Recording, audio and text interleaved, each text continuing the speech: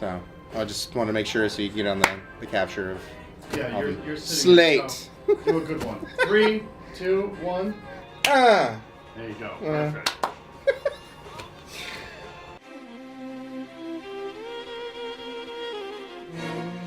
What's up, everybody? How are you guys doing? I am Ryan Weller, and welcome to the Player's Space. Today we're going to be looking at Guardians of the Galaxy Episode 1. I'm joined by Molly Maloney. Hello. It's a pleasure to be here. Shucks. What am I supposed to say? Hey, I think that's perfect. Oh, no. I like how you're like, all of it. oh no, that's the one he's going to use. Hello, friends. Hi, I'm Molly Maloney. I'm the episode lead designer on Episode 1 of Guardians of the Galaxy. I've been at Telltale for nearly 4 years. I started here actually as a concept artist, and then over the course of Tales from the Borderlands, I ended up branching out and doing a couple different things, and then I ended up in the narrative design department, which is absolutely fun. Basically, that means we're the people who come up with a lot of the choices, so if you're mad about them, that's my fault. If you're not having fun, that's usually my fault too. If you're crying, her fault. That's our writing's fault. Writing does a lot of heavy lifting. If you're sad, then maybe that's writing's fault. You know, you came up with the sad design, and they just did the 1-2 punch with the sad words that come out of the design. Yeah. Gotcha. So we're going to get into it here, and as you can see with the menu going in, we're going to be going into Episode 1. Now, how did you guys... Do you have any say in your department, like when it comes to even the title? So it's Tangled Up in Blue. Yeah. Well, actually, we do get say in the title. We voted. We're democratic. So our creative director comes up with the front runners for the titles, and then being the Mr. Sean Ainsworth, and being ever the diplomat, he sent out the list to the team, and we all got to vote, and then throw shade on each other about what we chose. Of course. Make fun of each other, basically berate each other into the choice that you want. While I did vote for Tangled Up in Blue because I'm a Bob Dylan fan, when I later realized that the only reason we used it was because we just meet blue people, I had real buyer's remorse on that one. I don't think that's what Bob Dylan intended. Does it help, does it help if you have a good, extensive knowledge on the 80s and 90s to be able to design for this game? I feel like having a good extensive knowledge on the 80s and 90s is good just generally for the soul. Yes, of course. But yeah, absolutely. Screw you, millennials. I'm a millennial. In the nicest way possible. That's fine. Now do remember, our choices, they matter here. And actually, it is true. I will say, in this game, more than I think in the past, I've had a chance to play through different iterations, and it is pretty impressive. Oh, thanks, Ryan. It is. I think we have a lot of things that go into making the choices and our ability to push choices, and we tried to do a lot with what we had in this game. I suppose that's the diplomatic answer. Now, I do like how we're kind of focused on him getting geared up. You know, it's the cool version of Rambo, you know, putting on all his stuff. Well, John Stouter basically came up with this, our director, our episode director, and his hope was that you would reveal Peter Quill on the first choice. So here's a question for you: who is your Peter Quill? Is he sassy? Is he nice? Mine's nice with a side of sass. I'm definitely the lovable rogue. Just wondering first. And we reveal your protagonist. Yep. John. I actually, fun fact, this next choice I tried to get expunged from the game. Oh, really? Zach, our writer, came up with it, and I was basically, my point of view was like, I don't know what my record is. But he did it entirely for the idol that we're talking over right now. He thought it was very funny, and in the end, this choice conditionally appears depending on what you said in the previous one. And I have to hand it to him. It's a pretty funny choice. So I think in the end, it's like, how about my future crimes? You know, like, I'm not the nicest person in the world. I want to know that no matter what, I got a free pass. Well, for spoilers, everything. we won't give you a free pass. Gosh dang it! Damn it, Telltale! Damn it, us! Now, a fun fact also is that this scene used to not be the opening of the game. What did it used to be? Originally, the opening scene was not the opening scene. Originally, I think that was the 4th scene in the game. We actually had 3 scenes playing as young Peter in kind of an origin story. We ended up dicing up those scenes and distributing it throughout the entire episode, kind of to let you feel like kind of dole out that information a little more and let you really get started in the midst of the action. Now, would you say this version of Guardians of the Galaxy, is this based on the movies? Is this based on the comics? What would you say this is based off of? Well, we took a lot from the comics, honestly. Obviously, everybody, or not everybody, but a lot of people will have seen the movie. And so we tried to pay homage to the version of the Guardians that we feel people are familiar with, so they're not just jumping in. Yeah. But the comics have so much more to offer in terms of history and also freedom for the take on the characters. Yeah. So I would say the comics were far and away more of a... Oh. Are you gonna get it? Oh, yes! Yes. Playing games. Me personally, I gotta say, I love Rocket. Rocket by far, favorite character. I love his sass. I will say, I do think it's interesting that he's got a New York kind of accent. I've always been kind of curious, how in the world did that come out of play? Where does any of that go? But definitely by far, Rocket and his sass. All the way love that character. What about you? Who would you say is your favorite Guardians characters? I think I'm well documented as saying Peter's my favorite. Peter's my favorite though, for a couple reasons. Okay. One, he's the player. I'm the designer, but most importantly... Now, by player, did you mean like he goes around the galaxy? He's not a player. Oh, okay. He is the player. He is the player. But also, yeah, I think... my friends, when we play D&D, they call me a fantasy racist, but I like humans. I understand them. And Peter's just really fun. There's like so much going on with him. Like he's an orphan, and he's funny, and he's obviously in a lot of pain, and there's just so much to move. He's got a lot of depth. He's got a lot of layers. Yeah. He's an onion you can just peel back and thing. Why is that voice necessary? I don't know. I go into voices. That's what I do. I do love this reveal. I do like... I think this was John all the way. Yeah. I apologize if it was someone else and I just gave it to John. Just naming those names, dropping names. John Stouter. We were like stapled together making this. There's my lead writer, Zach. Woo! Another person I was stapled Now, this to. is where, of course, he's raising the roof. He's putting his hands up in the air, waving around like you just don't care. Look at those lashes. They're so luscious. He's got beautiful lashes. You could lose yourself He's a beautiful man. in those lashes. Speaking of racists, other green one. I was gonna say, got a lot of awesome green people in this game as well. But you'd probably never like them because they're not human.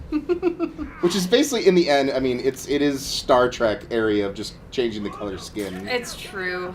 And, well, I mean, it's not true. It's actually really fascinating kind of trying to find things to latch on to. One of the more difficult things about Guardians is there are, from an outsider, trying to empathize with people who aren't aliens. I mean, or who are aliens. I don't know. It's just a little weird. You have to get people on board with characters that aren't strictly speaking people. Well, that sounds so terrible. They're not like us. I'm going to pick this because I would say this in real life. It's nice being so tall. It is nice.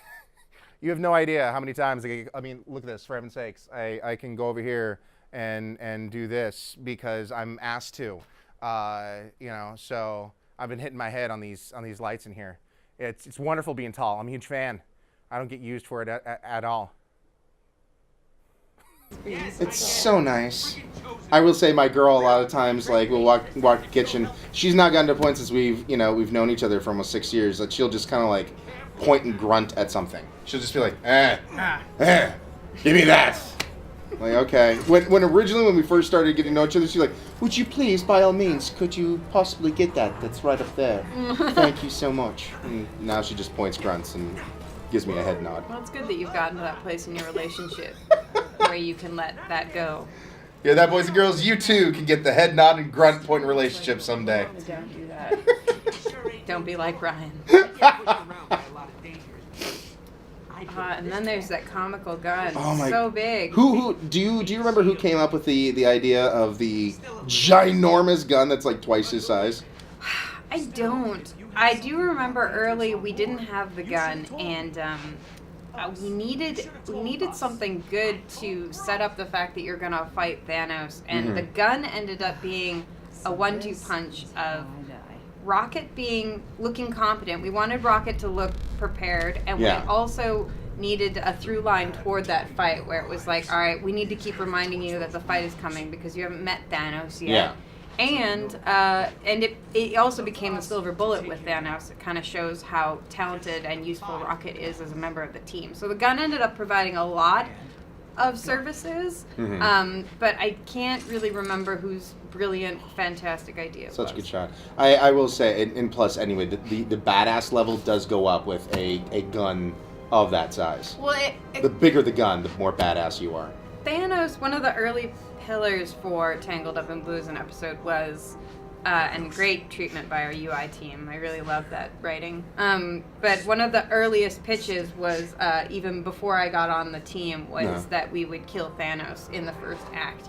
And frankly, this gun kind of, when I rolled in, I was like, really? Like that? I don't even know. It is a ballsy move to kill off Thanos People right are at the just going to beginning. think we have something to prove. But the gun for me kind of helped me buy it as well, where it was just like, okay, I think he even has a crazy line about it having like 3 suns and a pint of Ethereum extract or something. And I was like, okay, well, it's a super gun. The techno babble. I do like how we deal with this, like, hey, what's up, Groot? Let's look at you. And then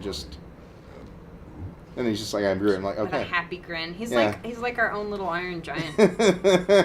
I do. Oh my god, I love that movie. It's such a good movie. Now let's look at Drax. Let's see what he's doing. Struggling. He's struggling. Well, I mean, it's a pretty large door. Give it up, man. You know, who do you think you are, the Hulk? You're not that green. Yeah, and Gamora doesn't have a look at her. Yeah, I do like this, that when you look at her, she kind of looks like she's just disapproving of you. She's just like, oh. She has nothing more to say. You're just wearing that jacket again? Like, don't you have any other clothes? Do you realize how badly you smell right now? Get on with it, Peter. There's only 3 things you can click on the station cam. And you can just look at the crack. Check out the crack. Check out that crack. Tread lightly, Star-Lord. I do love how the writers wrote Drax. He is the perfect straight man. This is a great one. I'm not going to tread at all. For a million years, this line had dude at the end. Dude. I'm not going to tread at all, dude. And it was there, and it was there, and it was there, and it finally got cut, and I can't hear that line without saying, dude. I'm not going to tread at all, dude. So I will say, we had a note where he said dude too much. I do love how we are really going into the 3D space now with this exploration, which then leads into what we're about to go into, but how we have this design of not only walking around, but this is the first game where, like, not only do you get to walk around, but you can literally fly, go up to different levels, and walk around some more. Can you speak to that all when it came to coming up with the design of this idea? Yeah. So when we start a new season, we call them seasons, the episode 1 team usually is kind of tasked with looking for new ways to push with the mechanics that we've got, the toolbox that we have at our disposal. And so for me, there were a few things that I thought were interesting. I was trying to tie mechanics into the story and the narrative. So what do we know about Peter Quill and the Guardians? 1, they're a team. And 2, that Peter has jet boots are like the big things. And so I thought an easy way to kind of push what we do, we call it free walking when you walk through a space freely, would be to take it in a vertical element. So early in the planning phase, I pitched the idea of a vertical free walk, and then we basically took that around. And a lot of people made that possible. Brian Fryermuth, Mark, Darren are season lead designers on this project, as well as a number of programmers and incredible tour artists. Chore artist being the word for choreographical artist. So when you see cinematic artist pop Cinematic up artist, that's chore artist. in the credits and whatnot, that's and we refer to it as chore because also it's our chore tool, what we use to help create our games. We abbreviate chore. choreography to chore. Exactly. So when you hear that being thrown around on the show, now you know. You got to get a little knowledge bomb right there. So yeah, it really took a village to. We'd never done anything quite like the vertical free walk before, and yeah, it was just an idea. Plus, it's like I think Officially creeped out. Peter Quill is at his heart an adventurer and an explorer, and providing a mechanic that used something that was a big canon part of his design while pushing forward on the idea of him being an explorer or an adventurer, rewarding exploration was something that we felt strongly about fulfilling in this episode. I do love the exploration, probably more out of the entire episode. This part, being able to explore around all the different look-ats and everything that we have in here, all the different, going to the different levels and everything else, I think it's really well done. I do have to ask, the alien growth. Oh! Where did this come from? Because it's like, oh cool, zit pustules on some concrete.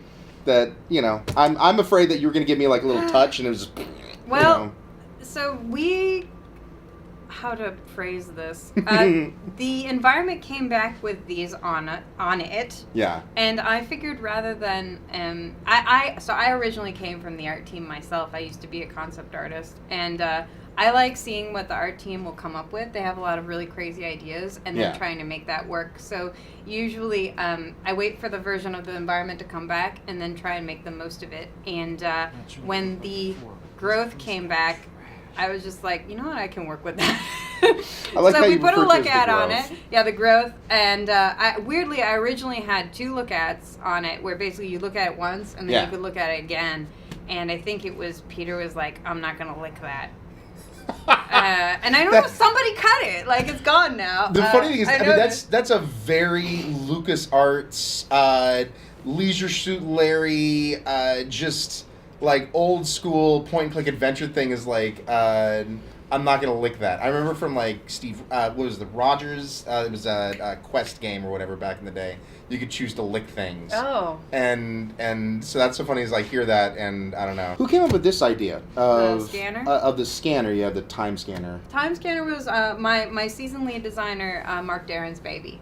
He had seen the scanner from the movie, and he was also a pioneer on the Batman.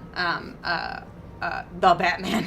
On Batman, the Telltale series, and that tech there, and saw an opportunity to use it here in a way that would be canonically appropriate. Well, it's a cool little. I mean, this scene definitely has a whole lot of different layers to it, and I love that you can walk around, you can click on all this stuff, and then once you do find that panel, and then you get the ability also to look around again. Then you get to see why are all the bodies there, how they got there, et cetera, et cetera. My inspiration for kind of making the most of the time scanner was Knights of the Old Republic 2.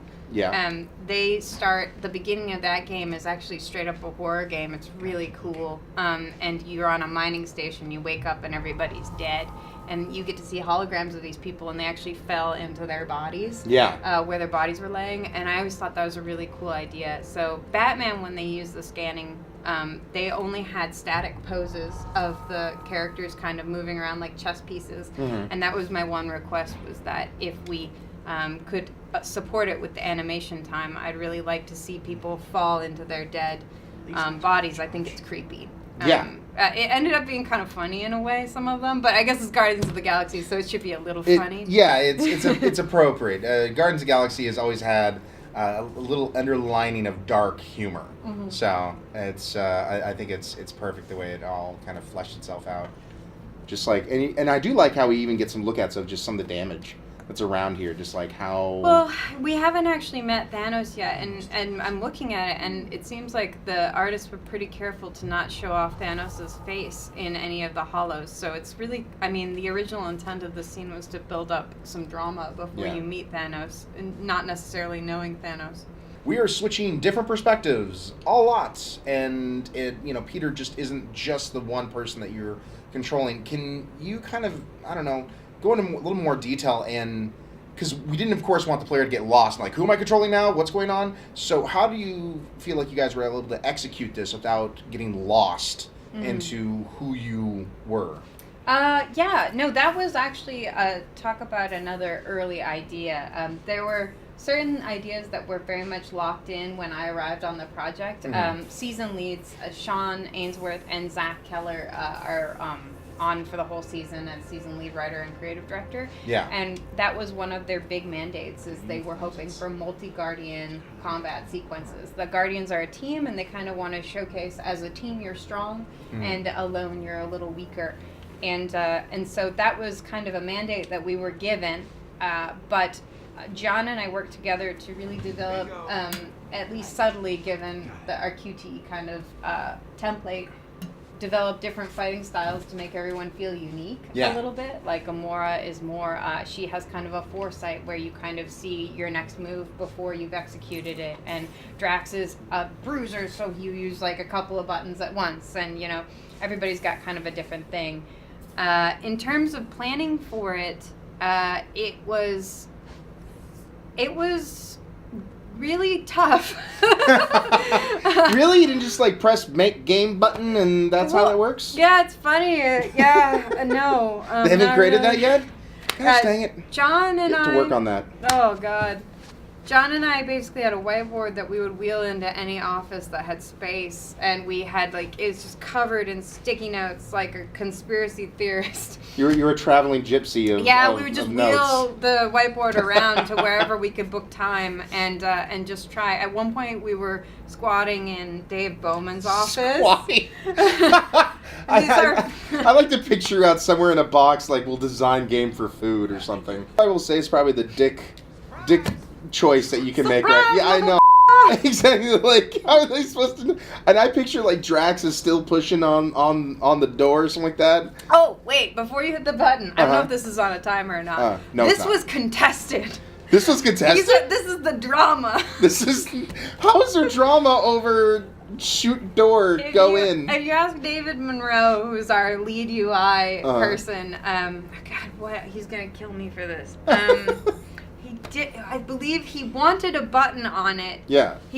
Because if you're hitting a button in real life, you should hit a button on the controller. Okay. And design usually argues on the side of, we should reticle click. Yeah. Because I want to feel like I'm maneuvering like a puppet to touch the button. Yeah. This bug got passed back and forth about 8 times, where it was like, this should be a button press. No, it should be a reticle. No, it should be a button press. Okay, so wait, is it a reticle? Between a reticle and by button press you mean kind of like a QTE kind of thing where there's like a button at the bottom that you just. Yeah. So basically you put a QTE over the button, so it's like B on that red button. Yeah. But I see we've landed on a middle ground. This is what happens when you go on vacation for the last week of production. We've got a station cam with a reticle, but you still hit a button. Yeah. You found that middle ground between both sides have been, it's calmed down, the war is over, and you reach that middle ground. Follow your dreams. The more you know. Perfect. Amazing. Yeah. And I guess it's not on a timer, so you can go make a sandwich while you Yeah, exactly. While Peter decides on this very important button press. Now, for a second there, when I did see these colors, I was like, oh god, this is going to be like a Simon Says kind of. It used to be a Simon Says puzzle. I think you knew that. Were you baiting me? You knew that. No, actually, I did not. I'm looking at this thing, and I'm a product, of the 80s and 90s, so I look at this and then think, okay, cool. All right. Masterfully, everybody did a great job with it, but we cut it. Well, we're going to press this button, and surprise! I was worried that if you hit the surprise, then you were gonna smush Drax, and he was gonna be like, "What the hell, dude?" He was gonna say, "Dude." Pancake. Because that's his thing. That was surprising. He was surprised. That was surprising. Oh. This is a Kree temple. I do like that he's a fountain of information to the elite teams. He has a lot of feelings about the Kree, as it turns out. Yeah. That's what we call a callback internally. It's basically you say surprise, and then he says, "I was surprised. I was listening. I listened to what you chose." I like how the gun still isn't working, and he's beaten. And we're literally just about to go into the belly of the beast and face off against like the galaxy's greatest nemesis. and he's still beating on this Well, weapon. you wouldn't want to be over prepared. No, of course not. What I love here is that we set up the humor right here. You like this joke? I love this joke. The build-up's like, da da da da, like even the music comes in, and then you just have Peter going, Yeah, I think if I could say what our pillars were on episode 1, it was if you could make something awkward, then make it 3 times as long and keep it being awkward. Yes. I love those awkward silences. I don't know why. It's perfect. In my heart, this is an homage to Mass Effect. Yes, this is our loading screen, everybody. This is our loading. Well, ironically, I think we actually have to load to go into this. All right, we're gonna load to go into the load. I hope you're fine with this. And then I have to whistle. You have to whistle in this one. The correct answer is somebody say something, but you can whistle. I remember pitching this. I was just like, he whistles something that's public domain, like Ride of the Valkyries. we couldn't have him whistle Smash Mouth? And there's the reveal. That wrinkly... His teeth are... you think being the tyrant he is, he could have some better teeth. Oh, this is a fun game to play. John Stouter's pet peeve is crotch shots. Our director, he tries to avoid them, and so if you look, every artist has been carefully instructed to not shoot. Like it always cuts off right before the pelvis.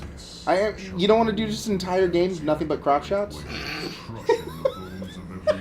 I used to go out of my way to like point them out to John just to make him crazy. You sound like the sister that just comes like. Well, it's funny because like you don't think about it. Like I don't think about it, and then when you sit in enough reviews with him, like it becomes a mini game where you're looking for a crotch shot. Some dude's back there like 10 points. Yeah. 10 points. Crotch shot. Hopefully I can do the game justice and not screw up on any of these and end up dead. I die in here all the time myself. I do like how we Super get heat. those nice red hot knives. Yeah, shout out to Michael Gambino who really, really worked super hard on this. Oh, I f***ed up on that one. Games are hard. Games are hard. So yeah, I missed a QTE moment. So sue me. I make games, but doesn't mean I'm the best gamer in the world. Just because you make games doesn't mean you're good at things. I'm not that good at QTEs or other games. You can find that online.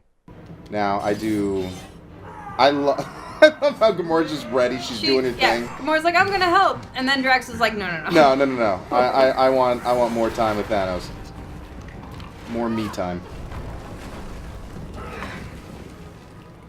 She'll get in there. Yeah, it's gonna happen. Yeah. She's the smart one, really, by holding up. I mean, is Thanos. Yeah.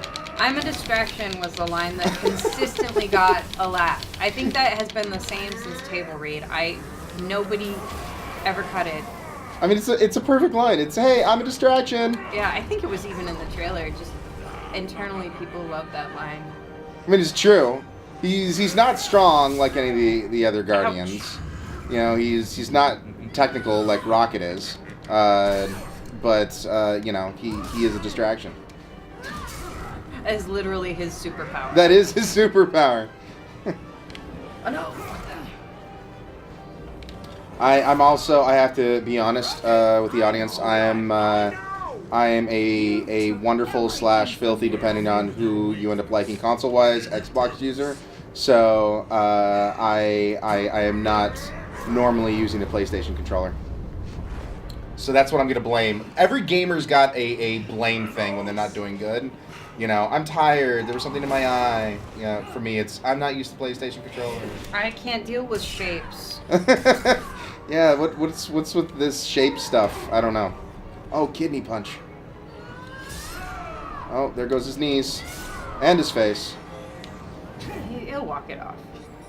Whenever I get hit like that, I always like to try and walk it off. I always see this in our games. I'm always looking for the knee break. It reminds me of Wolf Among Us with the woodsman? It's like, oh. Or no, it's, and also Grendel. Pet peeve. Yeah? give me a clear shot. You can see him. I was like, where's the fall? Like, You're calling out the own design right there. It's like, I need a clear shot. There's a clear shot. no, I'm calling out FX. Oh. No. But Rocket. Look at the behind the scenes where we call out the different departments. Rocket. No, they did their best. I was the fool. And now we get Groot being amazing. I think it was Adam Harrington that did the voice of Groot. True that. So how long have you been at Telltale? Nearly 4 years now, but with our timetable, it feels so much longer. It is true. I think it's something that not a lot of people watching at home kind of understand, when it comes to game cycles and how long it typically takes, to make games, et cetera, et cetera. I myself before this was, at Treyarch and working on Call of Duty and that kind of stuff. And you work on one game for 2, 3, sometimes a little longer than that, but normally around 2 to 3 years to put out one title. For us, when it comes from writing to design to setting everything up, it takes, what would you say, about 2.5 months? Well, I mean, it takes a lot longer. Usually, I'll roll a writer-designer roll onto a project, and we usually end up with, about 6 months of, like from outline phase to. I guess 2 to 2 months, like when I get a chance to look at the episode. Yeah, absolutely. We take a lot longer than that from the creative department standpoint, but it's still very accelerated compared to a lot of game projects, and we tend to put out a couple of seasons a year, really. So we've killed Thanos. We did it in like 30 minutes of being in the game already. Pretty awesome. So now are we just going to roll credits? Roll credits. Shortest episode ever. It's actually shortest season ever. It's over. We did it. Oh, wow. Yeah, then you're right. Galaxies we actually killed Thanos before the movies did. There we go. Okay, everybody, go home. Or did we? The twist. Because I don't know, if you're like me, I wouldn't believe that we killed him. No, not at all. Like, I do remember when I saw this, I was like, wait, he's already dead? The big bad? The one, I mean, I think it's to the movies credits, to Marvel's credits. They've been hyping up Thanos for over a decade now in the movies. Yeah. And... Well, and I like to think of our game as a kind of a what if. We obviously exist in a different canonical world from the movies. Yeah. And it's a great what if exercise. What if the Guardians killed Thanos? And what would that look like? And what would that work? A crotch shot. Great. He's got you with that own particular specific tick now. You're like, do a crotch shot. Oh! Put a bleep over it. A bleep? I don't know. A picture. All right, editor. Go ahead and put a bleep when we see the crotch, please. Put a little relic over that. A relic? So there's a relic and a bleep. You put an animated GIF, please. I had a great pitch for Minecraft, or somebody did. It Real quick, me. important decision. Which one would you do? I stop him. Really? But I'm Captain Okay. Killjoy. All right. Yeah, I think it's Thanos. Don't mess with it, man. I would be kicking him until literally the cows came home. Yeah, the display text on that used to be different too. It was stop kicking him, start kicking him.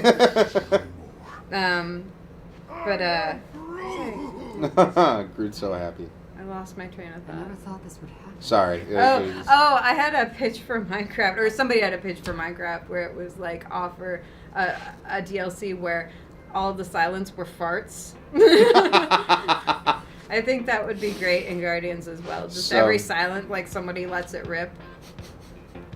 This is highbrow humor stuff. Yeah. Yeah. Hollow Note's the only track I never got tired of listening to. And, usually you play the game so many times you get tired of every musical track.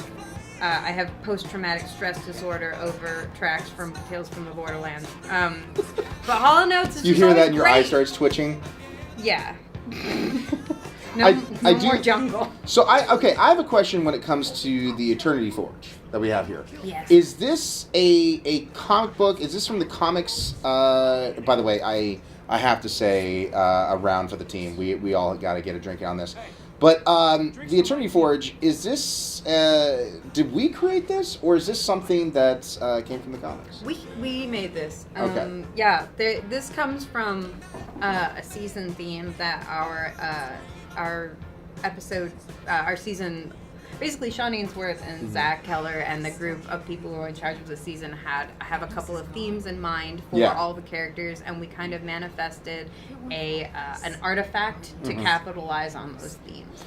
And that's what the Eternity Force. So my follow-up question then leads into, which came first, the chicken or the egg? Who decided that he had to be drinking from the darn thing? That's Zach. It's Zach 110%. But Sean was a big part too. They thought it was hilarious. And I mean, it is funny. We actually lampshade at one point. I think Gamora says drinking out of galactic super weapon. Bold. But yes, that was definitely them. They were cracking each other up over it. Because I was just wondering, like, did the design, like, no, we have to make it so he can drink out of it, or that just like... actually, yes, that was mandated from the concept, that it needed to be something that you could drink out of. It had to look powerful, it had to look simple, and it had to be something you could do shots out of. So, fun fact, we're entering into the section of the game that probably got the biggest last push for changes. This scene, you know well, you were on it. Ryan was the lead cinematic artist on the scene. But this scene had many versions, and we ended up with the one that we shipped, but the one we shipped came together toward the end of development. Yeah. And involved a few late nights. Yeah, on a number of people's I gotta say, I love when rewrites happen where you have a bar room full of people that have to be shipped around, not just, a few of your key players. But wouldn't be fun unless No, there of course was a not. bunch of people. No.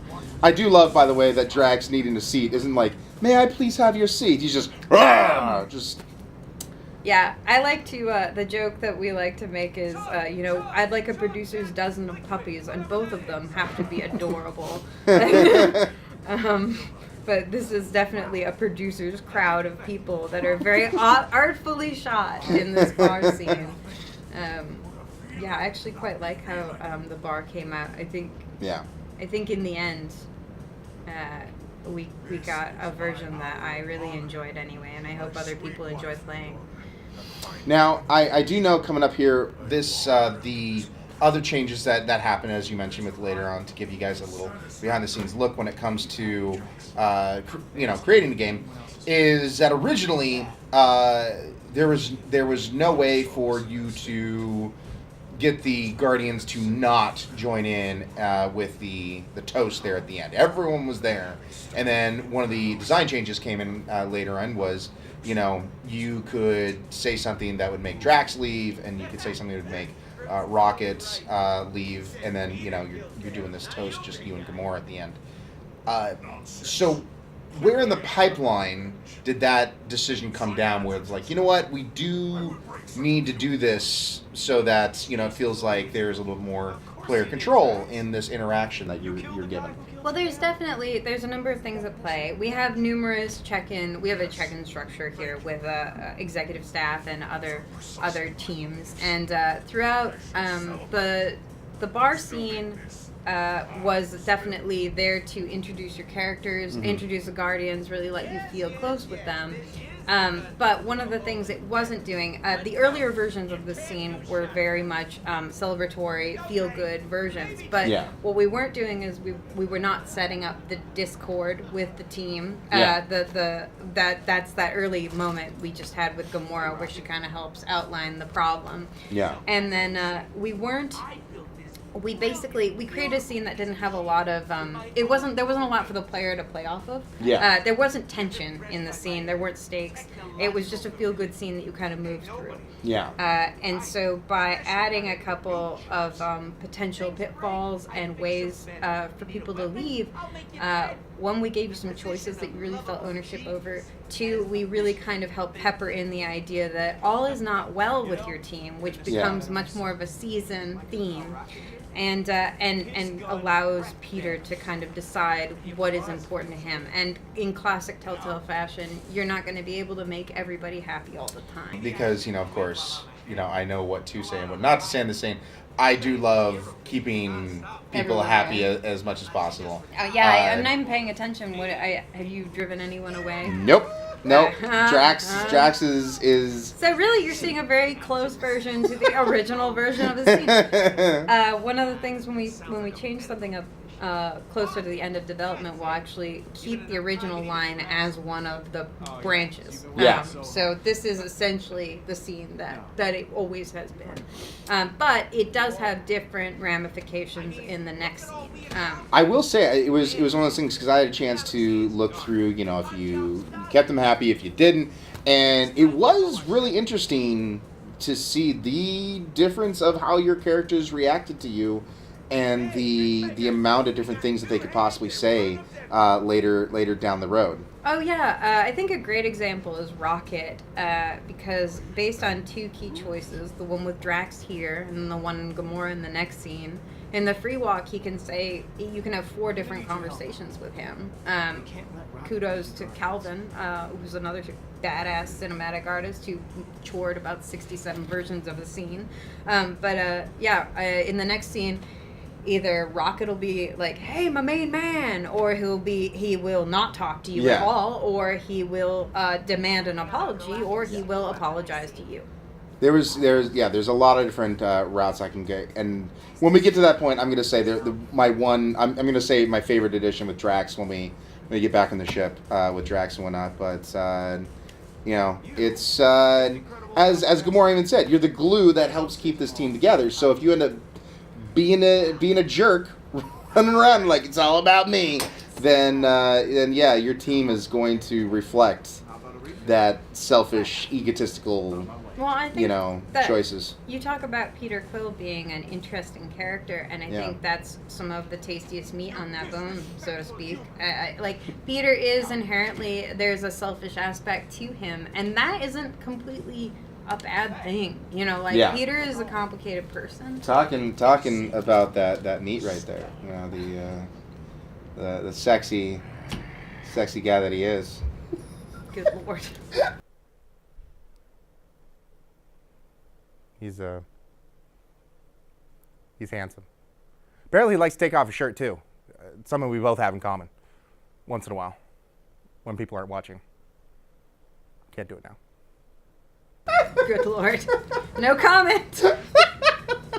I won't be baited by you. I was informed that he's the Captain Kirk of the universe in that kind of sense. But yeah. Oh, and then this moment. Talk about moments that really didn't. Good segue. Good segue. Talk about moments that really didn't change.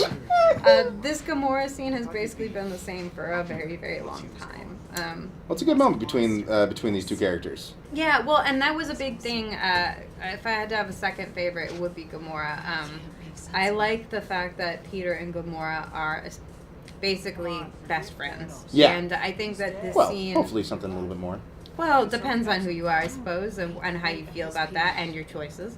But I think what I like about Peter and Gamora, especially in this episode, is I always thought of Gamora as Peter's best friend and the person they can share with each other. Like, they kind of have this goofball crew. Drax was kind of wacky. Rocket's kind of wacky. Groot is adorably Groot.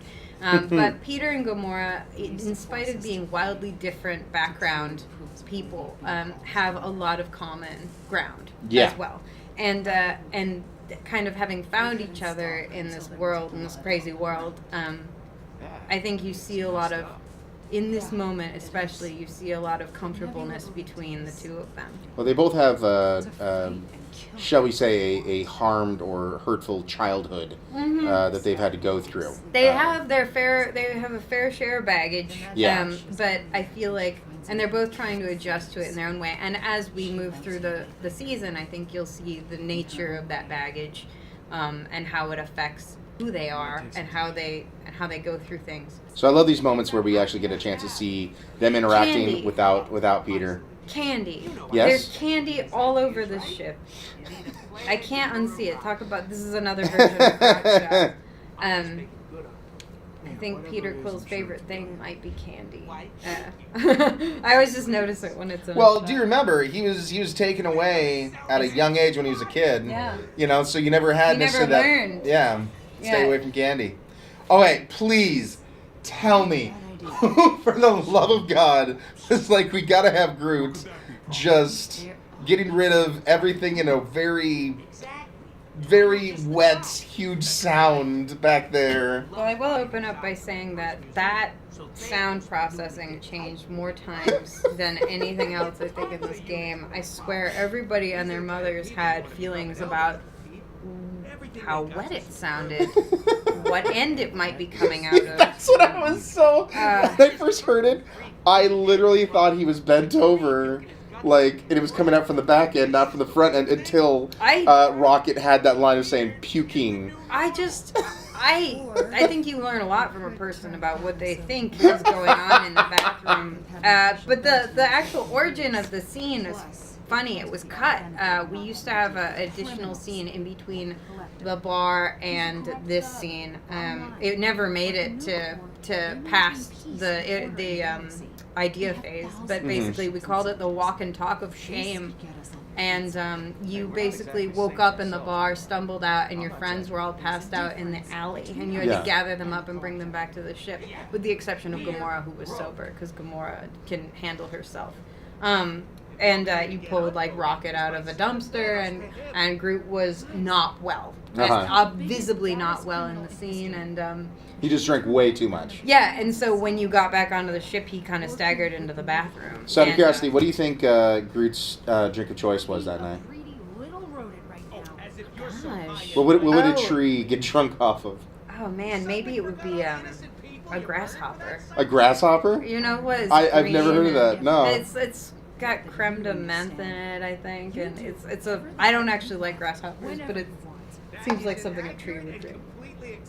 Cut it out, Rocket. So You're way over the line. So I'm trying right now to toe the line between how I've been telling, okay, like Gamora, it's cool, leave it alone, Rocket, trying to once again play that middle ground as much as possible to try and keep this team without, blowing up with each Can't other. have it both ways, Ryan. Well, you know what? Sometimes I like to have my cake and eat it too. Yeah. And speaking of sweets, okay, you knew this question was coming because I'd full disclosure, typically there's questions here on a show that people are privy to before they ask them. I know, blowing your minds. Oreos. Who chose to give Drax Oreos? They're not Oreos. Oh, I'm sorry, nondescript they're space black and white. snacks. Funny enough, I believe writing was against these. Somebody was against these being cookies. Art. This is a great example of Art went off and made something that I thought was hilarious, and then we couldn't change it, and I wouldn't want to. I love them, but I think they were supposed to be more nondescript, crackers, and they came back as those. As those nondescript black and white. Nondescript black space snacks. Yeah. TM. Yeah. And they're adorable. They're really adorable. I love them. And then you get to ask him, you eating your feelings? Like, it is such, watch your waistline and there. if you ask Jax. him eating your feelings, I love how he gives you the textbook definition of basically eating your feelings. There's a void inside of me that only these rations can fill. Like, it's basically, this is shame eating. I mean, I may not look at it, but I've been known to finish off a few sleeves of Oreos. As we back call in that in my my day. house, the convenient single serving size. The convenient, of course. Yeah, the where they put in, like, you can have 2 cookies. It's like, yeah, okay, 2 sleeves. What do we do with Thanos? I'm always kind of curious to hear what other people think before end up doing it, but it was quite interesting. I had a chance to play this with my girl, and throughout the entire thing, she was even siding with Gamora the entire time. She's like, I had to side with Booty. Because she wanted to get together with Gamora. I have a fundamental problem with Gamora being referred to as booty. But Gamora is ruled by logic.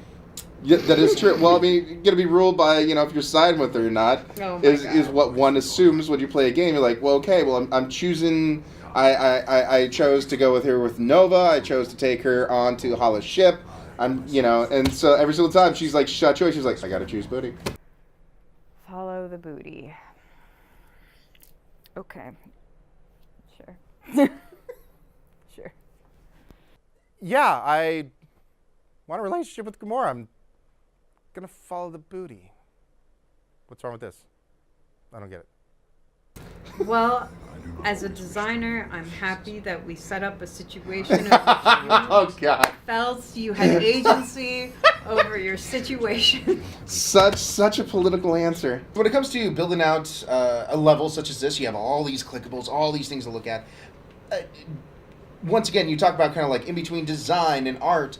How do you guys come up with all these different things you can click on? Or you guys just like spitballing like, there's this in the room, there's this in the room? It's a combo, yeah. We usually have a kickoff with the art team where we talk about kind of functionally what we need a scene to do and about the characters in the scene.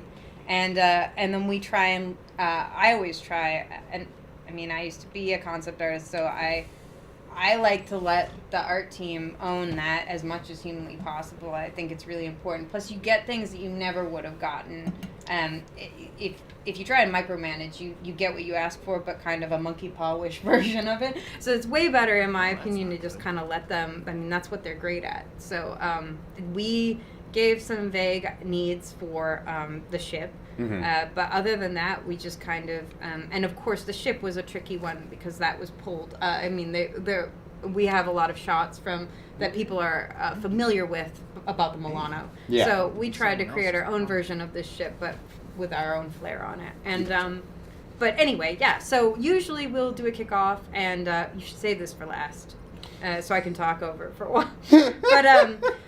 But usually we'll have a kickoff with the art team, and we'll talk to them about what we need. Then they'll kick us back a bunch of revs on it, and then I kind of use those in my head when I'm coming up with the idea of what we might look at and stuff. Like we've got a weird. Most people will miss it, but there's actually a spinning air freshener.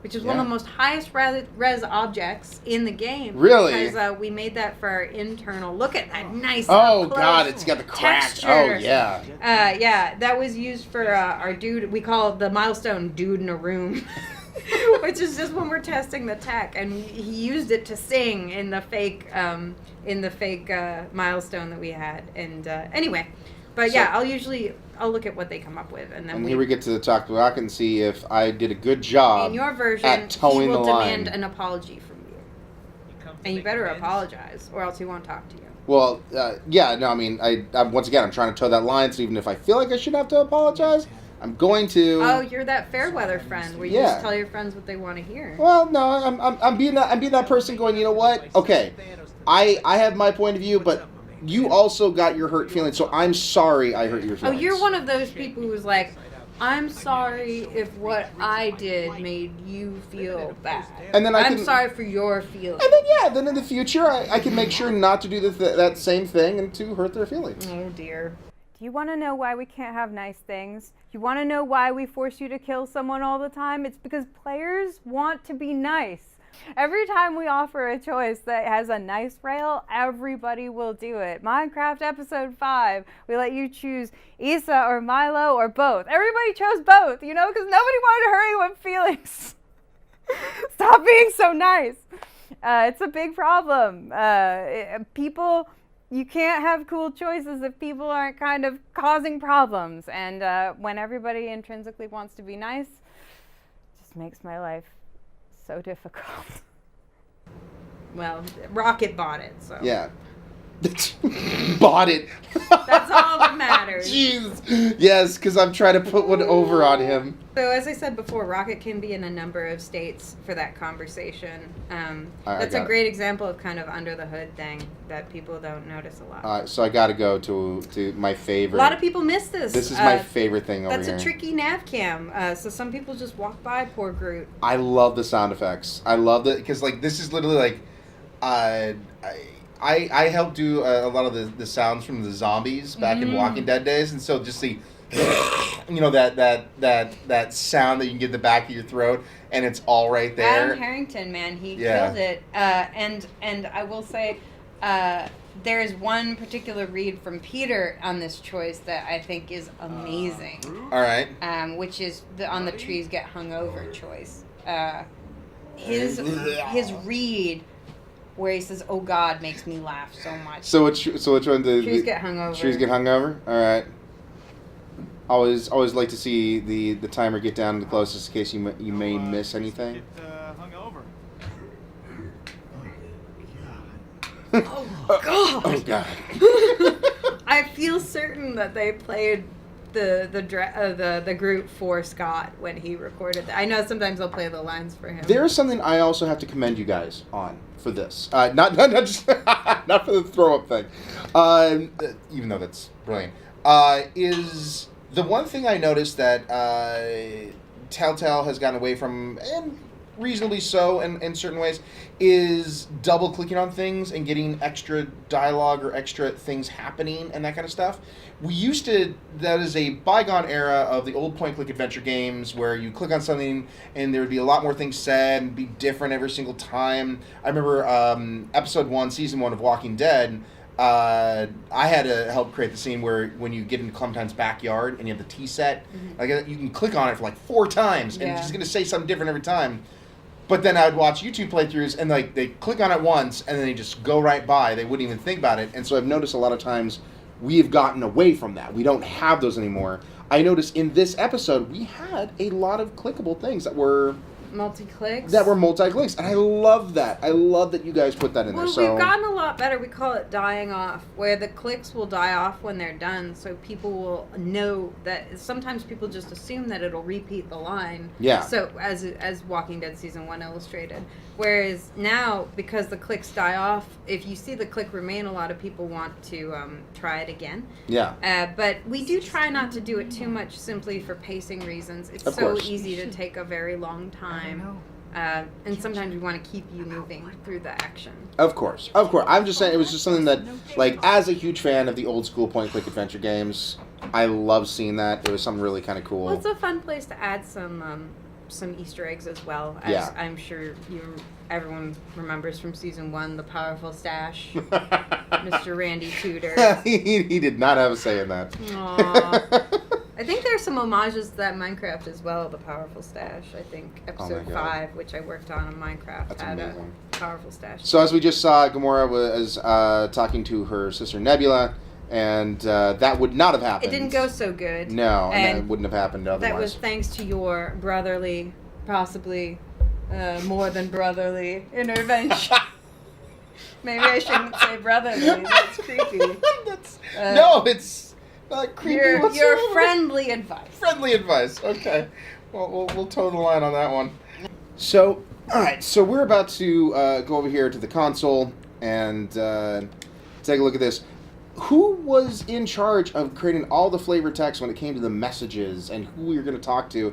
Because I have to say, more so than anybody, I was really surprised to see that we had Howard the Duck in here and that we also had Cosmo. So, I am going to take credit for the email system because it was my baby. Mine! Funny story about that. We used to call it email, but email is weird in space. So messages came about just because we thought it would be fun to have some Easter eggs, obviously, but it was also just a great idea. You can set up callbacks there. You can get insight on different characters. There's a very funny one from Rocket where he's like, "Oh, I'm so glad that you're futzing around doing all your stuff instead of actually making your choices." But the whole thing just came about where I thought it would be very cool to do a computer system. You are in a sci-fi space game and having opportunities. Instead of having a codex, let's have a ship log. Instead of having, just having a comm system, let's have emails and use them as places. And then, of course, the Howard the Duck stuff was just fabulous gravy. And that was so much thanks to Marvel for letting us use their amazing characters and letting me punk our director by putting in that stuff. So yeah, it was a labor of love by a bunch of people, and we had a lot of fun. I can't wait to see what the other episodes do with it. Nicole, I'm looking at you. You better use it. So, yes, I put it into bribe, and it didn't even work. I don't think he can come back. I don't think his schedule will allow it. No, But, I think he's Minecraft all the way now. It's also in there, obviously, like, that's the kind of stuff that I feel like fans get excited about. Like, Yeah. that's the magic of a Marvel franchise, is, like, there's so much rich history, and so we wanted to put in a bunch of those kind of things as for fun. Like, what if you got a spam email from the Universal Church of Truth, or, like, whatever. We thought that would be really fun. I do love how he types the way he speaks. I had a pet peeve about. I got mad at Zach about it. I was like, "Really? Is he that?" And Zach's like, "No, he's not dumb. He just is not a native. You know, it's fine." So that's how Yandu types. So I also have to ask. Speaking of which, when it comes to type, is this supposed to be read like in a Russian accent? Is this just like comrades? Like what have you I believe the bar? Cosmo does. And I might be wrong, but I was told that he does speak in a Russian accent. Okay, I haven't heard Cosmo speak, so I wouldn't know. Yeah, these were. I don't know if it's okay to say it, but a lot of these were ghost written by Eric Sturpey, the man behind Echo Eye on Tales from the Borderlands. Zach Keller went through them all and worked on them a little, but Sturpey did the first version of everything, including all the codexes, and they were, I am not afraid to say, a labor of love. They were. That's. I mean, so when I saw that and so, like I said, Johanna, she was playing through it and had those things popped up. Of course, she has no clue. Howard the Duck, Cosmo, that kind of stuff. It is for the fans, and so I just had the biggest smile on my face, and I was like looking at this. This was like, oh god, this is awesome. This is awesome. Did laugh at the colorblind joke. I thought that was pretty funny. Yeah. All right, so if this was your Peter, who would he call? Man, that's really tricky, because I feel like there are compelling reasons on both sides, even if you're playing good, to call the Collector. Mm-hmm. But I think I would still do the Novacore. I think Rooks is pretty funny. I would agree, and it's interesting is that it seems that 2/3 of people would agree with you on the Novacore, and they'd also agree with taking Gamora with you to Hollow's ship. And that's so funny, because Drax is so good on Hollow's ship. You're all missing out. But yes. You want a relationship with Gamora? I don't know. That's true. By taking Gamora on the ship, you probably get the flirtiest possible scene. Uh-huh. But that's a very conditionally rich way to it's very difficult to get that scene. Can I say, follow the booty.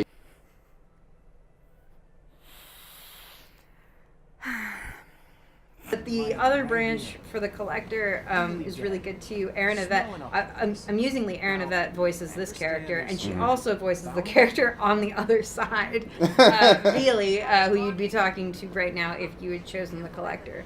So either way, she is the person you talk to. Well, you get a different Novacore officer Of will course. show up for this deal. That is not Erin. But yes, if you'd gone on the other branch, you'd get Erin Yvette's Veely. Of course, she's a veteran of our game. She's Sasha in Tales from the Borderlands, and she was Snow White in Wolf Among Us, and she was in Walking Dead. She was Bonnie. Yes, Bonnie. She's been everything. We picked. So Gamora will come in and check on you. Yes. Yeah. So yeah, depending on who we go through, and that's another thing that actually surprised me when I was going through it. I was actually kind of surprised at seeing that it was either Gamora or Rocket would come in there, and so it really made the post scene after seeing your mom, which we're about to experience right here. Spoilers, I guess, is what's going on here. Everyone, you've been warned. Spoilers. And when we see Mom, sorry, I was stealing your camera. No, again. no, it's cool. It's funny. We add a lot of conditional content, and we call it. Some of it's more player facing than others, but mostly I think it's just better when the game feels good, even if you may not be realizing what you're experiencing. I mean, I would like you to always know that you're experiencing special content, but I think it's important that things move naturally. Yeah. And for us, it just at the end of the day, it felt better if Gamora checked in on you if you took Gamora's side, and by choosing no core, and vice versa with Rocket. So I'm going to say hitting the bully is fine because I don't give advice to kids. Kids, don't hit bullies. Fists are not going to solve everything. Well, it's funny. Meredith, we got to introduce Peter's mom, which was like something we were really excited to do in our episode. And one of the big things that I always felt strongly about, and I feel like the team agreed, but that I wanted Meredith to be a likable, strong single mom. I was raised by a single mom, and in structuring the scene, I think I put a bit of that in there, and I was lucky enough to have a writer who was willing to kind of go with that. Yeah. But my own mom was I was an only child raised by a single mom, and I think single moms are the coolest. I had the same situation. Yeah. So I completely agree as well. You're in a situation where it's kind of like your kid is your best friend in a lot of ways, and so it's a different situation than a more nuclear family. And so I really felt strongly that Meredith kind of come off as savvy. Yeah. And just a cool person that you genuinely feel sorry is not with us anymore. And hands off to the voice actress whose name I am blanking on right now. But, no worries. We can put it right down here. Yeah. Yeah. Right here. Power of editing. She's just got a great sound for Meredith. And I do like we have these moments, and then we have this coughing. It's kind of a constant reminder of not everything's all right. Well, and I think like that was kind of the mantra. Like I'm not always going to be here, but like Peter knows. We leave it a little ambiguous about what young Peter knows, but it's clear that they're both aware. Something is unsaid between them, but they both know a little more than they're sharing, which is not something we often do. In video games, you always try and put it all out there in front of the player to make sure that, like, no, you know what he knows. But I feel like she does such a good job selling this, and sometimes you don't have to know everything. And face it, here at Telltale, we like making people cry. Oh, well, and it's like, I can't, you make yourself cry. Oh, you make yourself. Your investment. It's not our fault whatsoever. And I love the location. We go from all this, like, coldness of space and whatnot, then to the coldness of Colorado. Well, it's lush and green. It's lush and blue. No, it's great. Fixing the tape player was a big thing that I thought would be cool if she would do, because I just thought that was a very cool mom thing. And then, the scene is beautifully made. There's a great matte painting in this scene done by Patrick Jensen, who does a lot of our matte paintings, and it just like I think it's beautiful. Then there's Rocket in the background. I love it. Oh yeah, look at him. God, I never saw it with him in the background, but that was one of a later. That was very late ad, and I was on vacation at the very end. I just think it's adorable. He's all upset, and then you meet this guy who's all fangirling over you. Rux. I don't even think we hear his name in this, but I know it from the script. Yeah, that's the thing. To let you guys know at home, even if these certain characters we don't hear their name, more often than not, if they have a line in the game, they end up getting a name put into our dialogue system. So that way, you can have the dialogues actually play on that character. So we'll end up having these characters like, didn't you know this character's name? But it's never said in the game whatsoever. It's another great example of, like, make your awkward pause 3 times as long. We basically do that elevator joke over and over again. We have a brand. There are a lot of different schools of thought on display text, and everybody has their own way. Yeah. That's my favorite, is, like, if you can kind of put a little bit of, like, display text is so difficult, right? Because you want to give an impression of what you're going to let the player say. And it can't be the entire sentence. But it also, we have, a very, Telltale, we have a way of doing things where we don't like to say too much the exact line in display text. So you have to get the heart of what you mean and hope that people appreciate it. What the heck?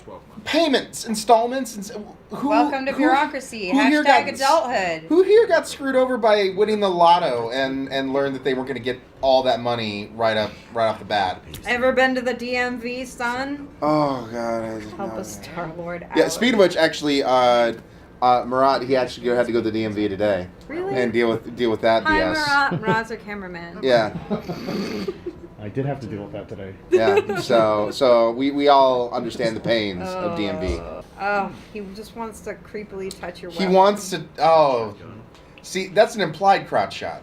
You know, I'm just saying we're not getting a crotch shot, but it's implied. You know, it's kind of It is weird. legendary. Yeah, let's not make it weird. No. Oh, no. Weird. Now, is Hala a character from the comics, or is that a making of our own? No, Hala is a comic book character Mhm. that we brought in.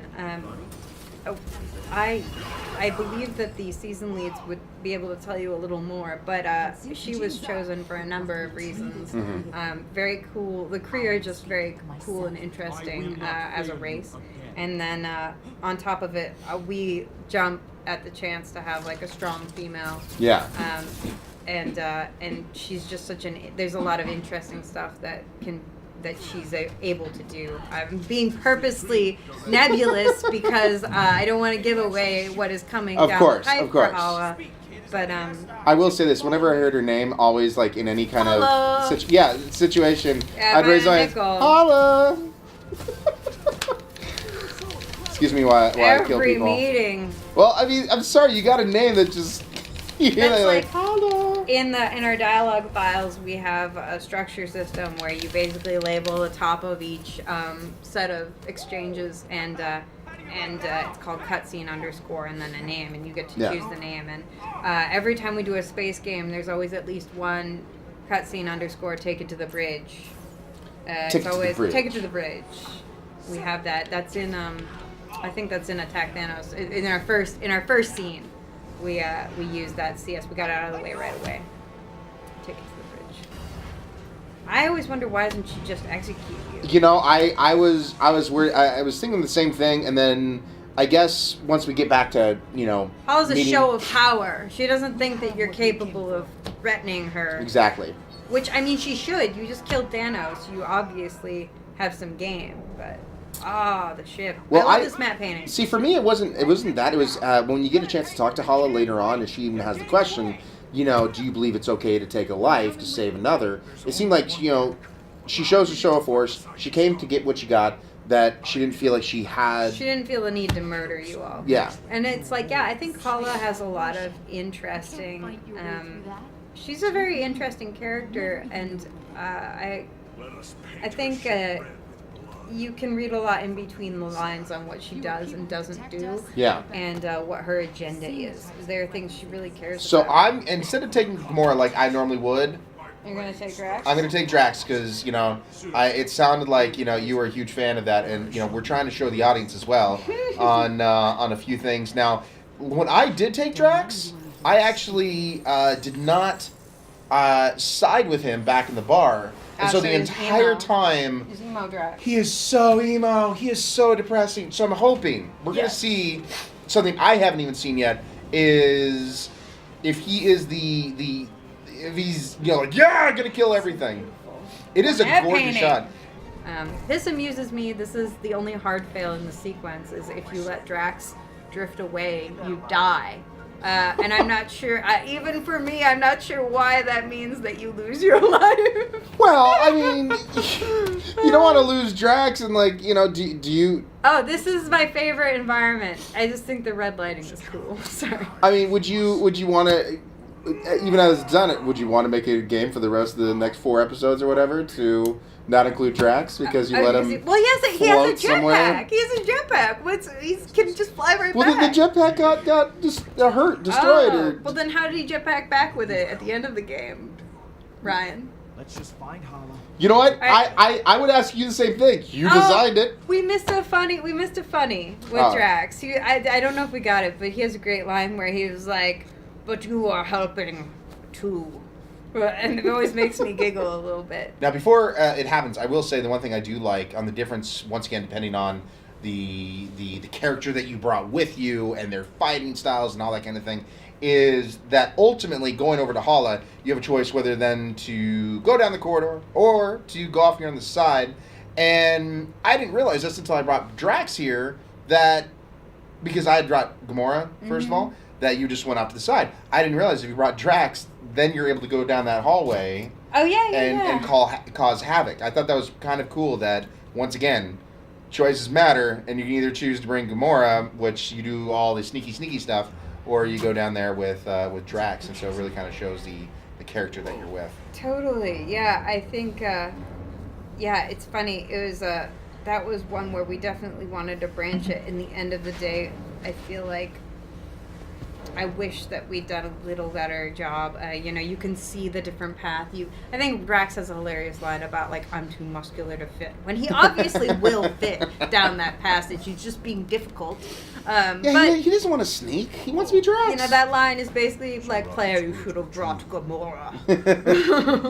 Drax is going to Drax. He's going to have to kill everything. So on this branch, Drax is very excited to kill Kree and then disappointed that he does not get to kill them. On the other branch, as you experienced, Drax has no will to live and wants to die. So sad. He's so sad. Like, if he had hair, he would have combed it over. He's definitely, if you say he didn't get his revenge, he's definitely having some problems. I mean, heck, even I remember a scene on the ship, instead of eating the nondescript black and white cookies, he was sharpening his blades. He didn't have any cookies to speak of. No, cookies are for closers. Yeah. That's a good call to a movie. Oh, I love it. Oh, God, you're right. Oh, man, no. I didn't. Your Alec Baldwin is showing. That bothers me. I didn't mean to make that joke. It's fine. This is a pet peeve by a lot of people. I love your segues, by the way. This is a pet peeve.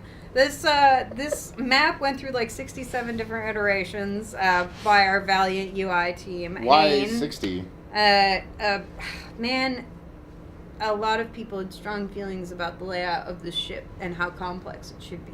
And as you can see, it's very complex now.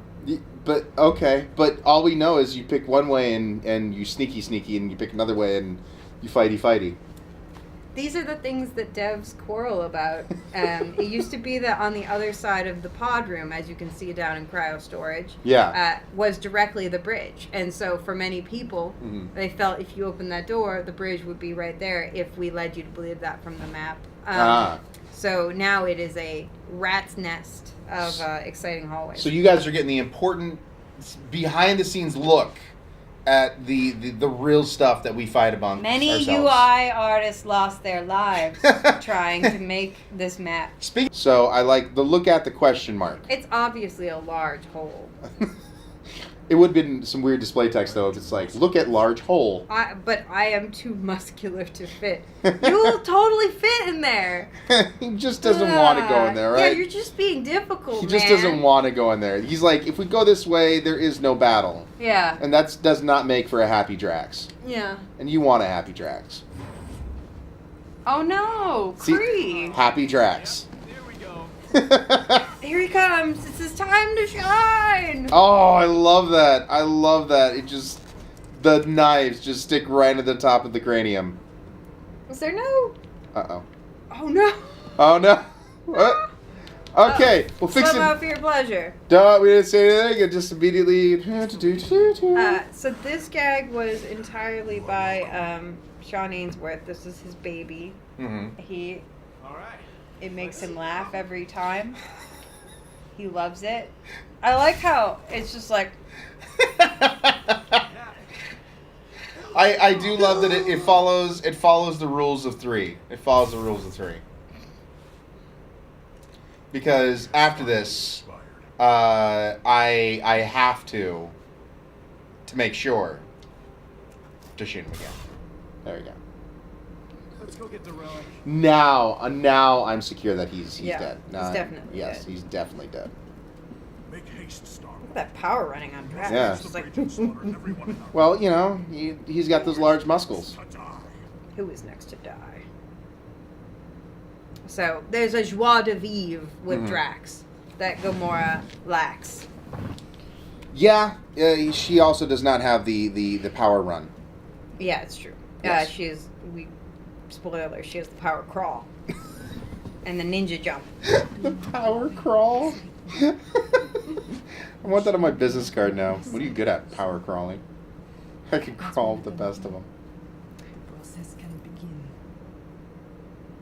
And this is a great example of like the amount of work that goes, but like there's an entirely different version. Well, there's another scene Yeah. with Gamora in it. If Yeah. you brought Gamora and guy on the scene, Matt Drosty or Mark Drosty, sorry Mark. He basically had to make this scene twice, and it's a lot. It's tough, and he nailed it both times. Well, I mean, it's interesting because not a lot of people think about this when you have a scene that has, you can swap out a character. Is, cinematically speaking, your cameras are going to be different. They're different heights. Yeah, and it's not just a thing about just taking a camera going boop. I mean, it's literally it's a huge swath of different things. Timing's different. Everything, the animations you're using because it's a different character. It's all different. So the choices that you make depending on which character is going to come with you, the same amount of work was given to both ends. It was both sides. Also note, I really love Hala's face. Like I like the detailing. Yeah. I think like they did a beautiful job with her face. I think it's a shame that she's in that helmet the first time you meet her because she's just got a very cool look. Very cool dreads as well. And I think it is an interesting thing when you have to create all these different locales, all these different locations, and how to make them feel so very different from each other. And I gotta say, as much as I miss certain loved ones, I would never kill somebody to bring another person back. It depends who. Wow! You call me out and just making sure people are happy, and then you're being like, kill! I don't know, It's a choice. It's not saying we'd actually do it. Oh, okay. But, She is tall. she's a big lady. She is, you do not, on any... She totally just hair flipped you. Yeah. Oh, no! Okay. This, by the way, surprised me when I first saw this. Yeah, it's kind of savage. It is... For everybody who watches, like, Bleach anime or something like that, you look at that and you're like, you walk it off now. We were playing it at one point early days, and, like, it was broken somehow on the relic, and Peter just came in from the side. Uh-huh. And I don't know why, we were all punchy at the time, but we just laughed and laughed, and now that's all I can think of is, like, Peter just zipping in from the side. I love the loving embrace. Drax Will I gives him Survive? This is my favorite choice. All right. Because it's literal Drax at his best. All right. Am I gonna survive this? No. Jeez. Cold! Ice cold. Not even a sad, frowny face on that one. He's just like, No. nope.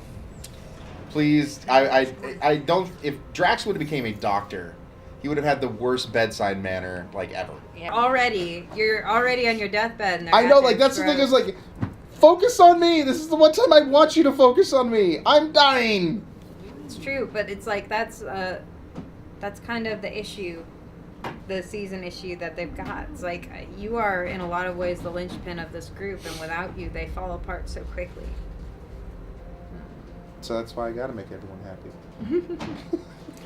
And this scene didn't used to be at the end of the game, but Oh, really? I really like it here. I think When where in the process can you say like this was added? Oh man, it was midway. We Midway. we reshuffled some scenes midway through the process, I'd say. Gotcha. Sometimes you start off with what was in your head, and then when it starts manifesting in the screen, you realize there's some pacing issues or different things. And it's not that we want to throw it away, but sometimes there's just better places for it. I actually really like the scene on the death, because the scene tonally deals with the death of a different character, and I do love the reveal. man, and that has been that way since its very first version. Like, I don't think the shot has ever changed. What's interesting though is like for me, when I saw him, I was like, oh, okay, yeah. No, I mean we even saw a picture of Yondu, with the mail system and that kind of stuff. But it reminds us with his reaction, like, oh yeah, no, this is not the norm. Like, seeing a blue guy isn't something that you saw any bloody blue like that in real life, you'd probably suspect that they drowned. Yeah, if anything, I feel like Peter possibly warms up to Yondu a little too quick. he rolls with it. Yeah. And he's having a trying day. I guess maybe this is by far the least awful thing that's happened to him today, so it might be easier for him to deal with this situation. And to know that, he's not going to be alone. Yeah. Essentially. Well, I don't know. I might prefer alone to whatever that is. You don't want a 6'8" Smurf coming over to you with That's strong language. robotic mohawk. I don't know. If I was him, I would say, get away from me. I'm like, you're kind of creeping me out, man. Yeah. Even though he's basically just said, I'm going to kick your ass if you... come here! Yeah, I don't think he struggles enough, frankly. You have no choice He's in the all matter. bark, no bite, Peter. But I love that reveal as well. Yeah. That old Peter has joined us in this scene. And then, of course, there's that. Yeah, this started creeping me out when I saw that. I was like, oh, It's a 301, or rather a Walking Dead Season 3 cross-promotion. Yeah. That Mama Javier's... or no, his dad. Yeah. Sorry. It's been a okay. while. Once again, so many episodes. We have a lot. Our library is huge. Oh, dear. Just going over here, like, I'm speaking of which, by the way, working on Walking Dead, I see this and I'm like, oh God, what are we going down to? This Walking is a Dead very expensive-looking coffin for their family situation. This is what you're calling them out on? You had too much money to spend on a coffin. Just saying. I do love that we have the little Star-Lord. Mom. I have to admit, when I first played this, I did get a little lump in my throat. I did a Aww. little tiny lump in my throat. Yeah, I love the way how this is all set up because it does create kind of like, once again, is this reality? Is this inside your head? I love those kind of questions.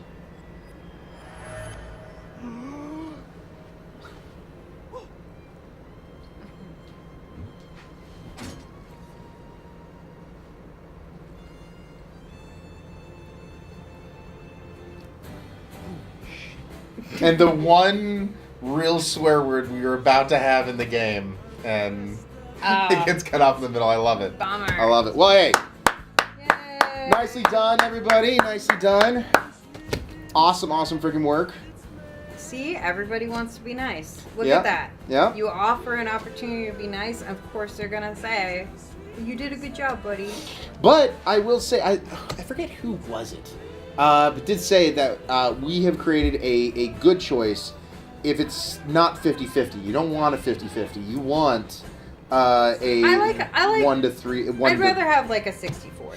Okay, Yeah, but I gotcha. mean, I'd at least like a 60-40. We Well, try. here's something that's a little closer, 70-30. Yeah, these are the first time me seeing these, so yeah, that's pretty cool. And then here's more to that kind of that little area. So Yeah. to the Nova Core to the Well, collector. and that's what you expect. Like, a lot of people play lawful good. So here. Now this is interesting. I will say this is interesting because I think the numbers Have swapped. are and maybe I could be incorrect on this one because I'm not sure. This isn't part of my job here at Telltale, but I know when we played on Xbox, the Promise to Mother was up around like 80%. And the no's were down to the 20%.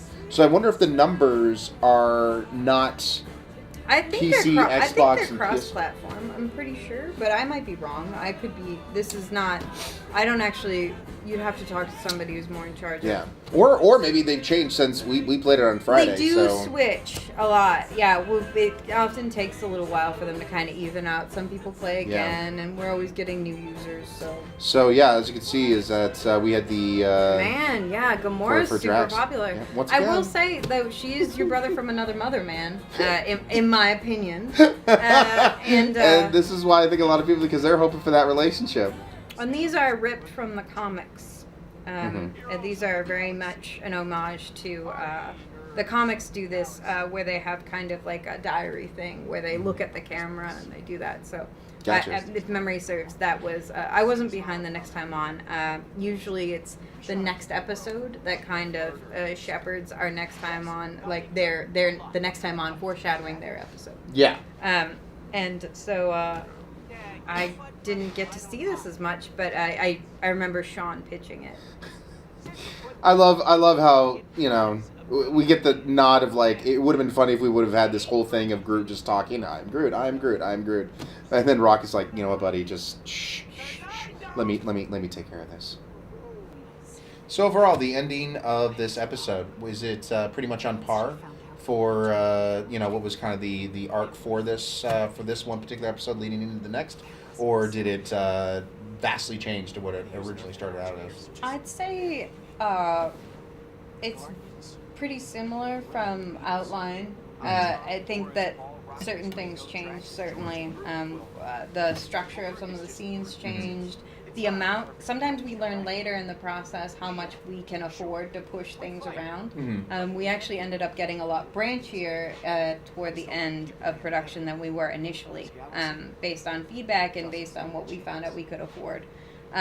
So that, a lot of that stuff happened later. And then, yeah, the order of some of the scenes had changed. Certain scenes got cut as well. But overall, like, the gist of what you do in the episode was the same from the outline to basically what we shipped. Gotcha. Guys, thank you so much for joining us here at Guardians of the Galaxy Episode 1. Molly, congratulations on all the success with this amazing episode. Oh, thank you, Ryan. But obviously it wasn't just me. We had a huge team that really helped make this. My amazing lead writer, Zach Keller, our fantastic director, John Stouter, who we name-dropped a bunch and joked and made fun of him. But no, there was just so many people that helped out on this, more than I could possibly enumerate, and I'm glad that you liked it, and I hope other people really like it too. I'm sure they will. Like we've said before, it takes a village. Guys, thank you so much once again for joining us. And as always, this place isn't just mine, it's yours as well. So we'll see you next time when welcoming you into the player space.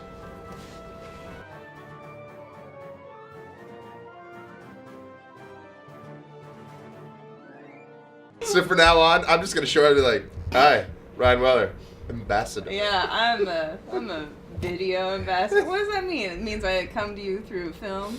It means I ambassadate. That's great. It's proper English, right? That's definitely fancier. Than saying cinematic artist. Ambassador. Yes. I'm going to go to the UN. You went from artist to diplomat. I'm going to go to the UN and be like, ambassador. I'm like, where the hell are you from? So, Telltale. Yes. The Isle of Telltale. All right, we're rolling. Oh, God.